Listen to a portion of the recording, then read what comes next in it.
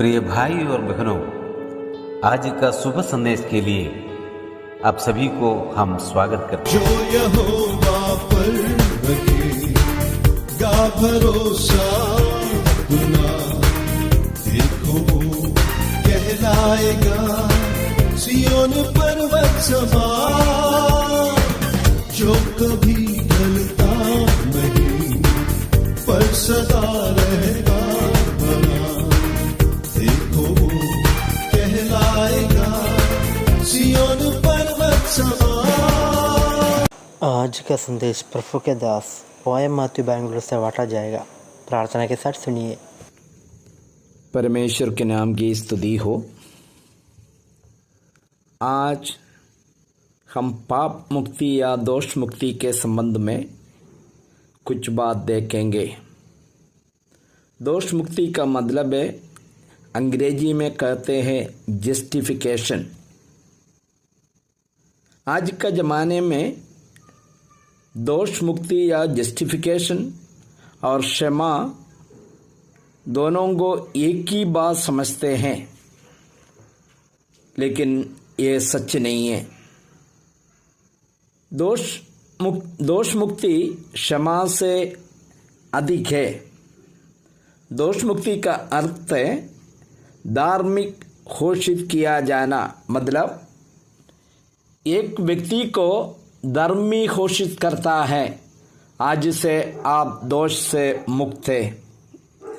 मनुष्य के उद्धार में परमेश्वर के सम्मुख ये समस्या थी कि पाप को बिना देखते हुए उनको धर्मी घोषित कर नहीं सकता।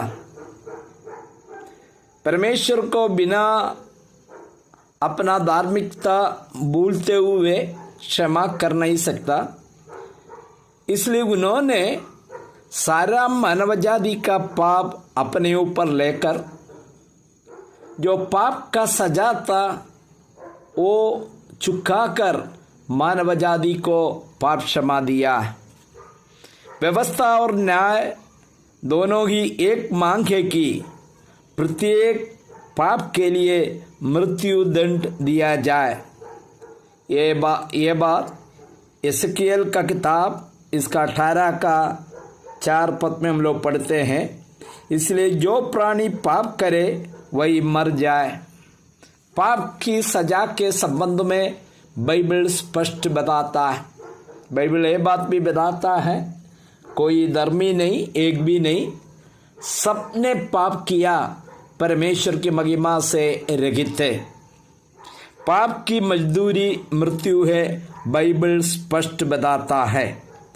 तो पाप करने वाला व्यक्ति को मृत्यु दंड देना, यही बाइबल बताता। एक मानवीय न्यायालय में जब धर्मी को निर्दोष ठहराता है और दुष्ट को दंड देता है। व्यवस्था विवरण का किताब 25 का 1 में हम लोग पढ़ते हैं, और वे उनका न्याय करे तो निर्दोष को निर्दोष और दोषी को दोषी ठहराए। परमेश्वर दोषी को निर्दोष ठहराने से इनकार करता है। यह बात निर्गमन का किताब 23 का 7 में पढ़ते हैं, मैं दुष्ट को निर्दोष न ठहरूंगा। परमेश्वर मानवीय न्यायाधीशों पर दंड की आज्ञा घोषित करता है जो न्याय में रुकावट डालते हैं। यशायाह नबी का किताब 5 का 22 और 23 पर, हाय उन पर जो घूस लेकर दुष्टों को निर्दोष और निर्दोषों को दोषी ठहराता है। आजकल हमारा भारत का न्यायालय में यही चलता है। घूस लेकर जो दोषी को बिना सजा देते हुए छोड़ दिया जाता है या निर्दोष साबित करता है।